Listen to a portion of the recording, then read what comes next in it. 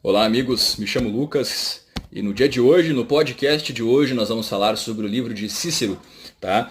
Dos deveres, mais especificamente da página 151 até a página 180.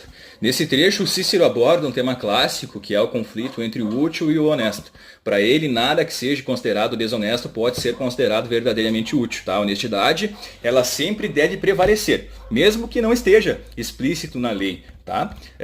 Um exemplo marcante que a gente tem no livro é o caso do banqueiro Pítio, tá? Que engana um romano chamado Cânio ao fingir que a sua propriedade era muito frequentada e rodeada por pescadores, fazendo parecer que o local era de fato muito produtivo. E não era. Né? Cânio se impressiona, vai lá, compra o terreno por um preço X. Né? No dia seguinte ele descobre que tudo não passava de uma encenação. Tá?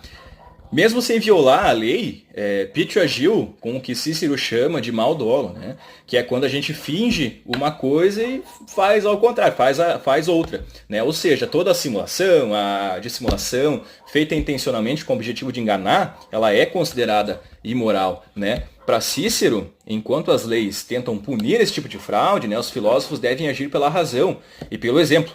Por isso ele conclui que fraudar nunca é útil, né? E que ser honesto é sempre a melhor escolha e a escolha mais segura, porque constrói confiança, fortalece relações, torna a sociedade muito mais justa, né? Que bom se todos fossem pensar assim, tá certo? Obrigado por me ouvir até aqui, eu vou deixar agora a palavra com meu colega Ian, tá certo? Abraço!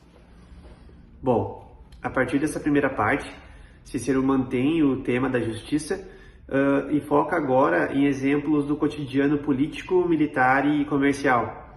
Ele mostra como algumas pessoas distorcem o conceito da utilidade para justificar ações egoístas ou injustas. Também critica fortemente o uso do poder e da inteligência para tirar vantagem dos outros.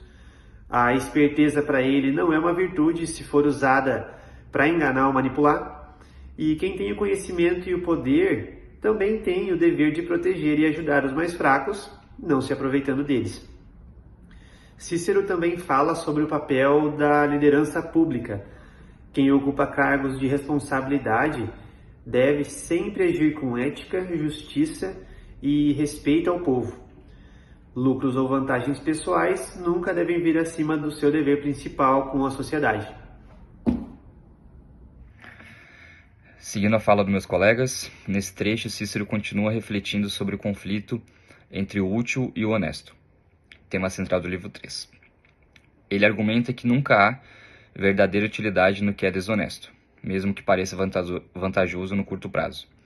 Cícero responde a quem acredita que, em certas situações, o que é moralmente errado pode ser feito se trouxer algum benefício pessoal ou político. Para ele, essa visão está equivocada, pois o dever moral sempre deve prevalecer.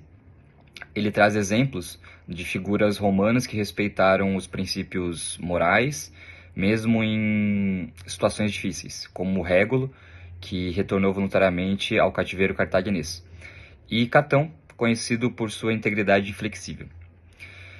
Cícero reforça que os homens públicos, sobretudo, devem agir com justiça e lealdade e respeito às leis, a verdadeira glória e a confiança pública via da retidão moral, não de ganhos momentâneos ou de enganos. Dando continuidade à fala dos colegas, nesse trecho, Cícero se dedica a uma das mais relevantes discussões da ética prática, o conflito entre o que é considerado útil e o que é considerado honesto. A reflexão central desse trecho gira em torno da tese que nada pode ser verdadeiramente útil, se não for também moralmente correto. Para o autor, a aparência de utilidade jamais pode justificar a violação da honestidade, que deve sempre prevalecer com valor absoluto. Cícero argumenta que muitos erros humanos provêm da falsa impressão de algo desonesto. Podem trazer vantagens. No entanto, para ele, toda vantagem obtida por meios injustos é, na verdade, uma ilusão. E a longo prazo traz prejuízos tanto morais quanto práticos. A retórica de Cícero é reforçada com exemplos históricos e mitológicos, como o de Régulo, que, capturado pelos cartagineses, preferiu voltar ao cativeiro e à morte a quebrar sua palavra. Esses casos ilustram como a fidelidade à palavra dada e a justiça devem estar acima da autopreservação ou de interesses pessoais. Outro ponto relevante do trecho é a crítica à interpretação maliciosa do direito, que, segundo Cícero, transforma a justiça em injustiça, quanto usada a astúcia para fins pessoais. Ele retoma o provérbio sumo direito, summa injustiça, para mostrar que a forma pode ser usada contra o espírito da lei. Dessa forma, ela antecipa um debate ainda atual no campo do direito. Atenção! Entre a legalidade estrita e a moralidade da norma. Cícero também reflete sobre a ética da guerra, estabelecendo critérios para que ele chame a guerra de guerra injusta. Segundo ele, a guerra só é legítima quando precedida por tentativas de diálogo e negociação. Uma vez vencida, os derrotados devem ser tratados com dignidade, desde que não tenham atingido com crueldade.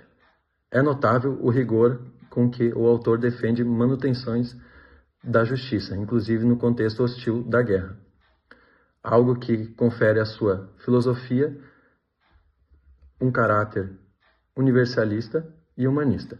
Por fim, o trecho reafirma a boa-fé, fides, a base essencial de qualquer relação social, política ou jurídica. Mesmo em tempos de conflito, os pactos e juramentos devem ser respeitados e violá-los ainda contra inimigos é moralmente condenável.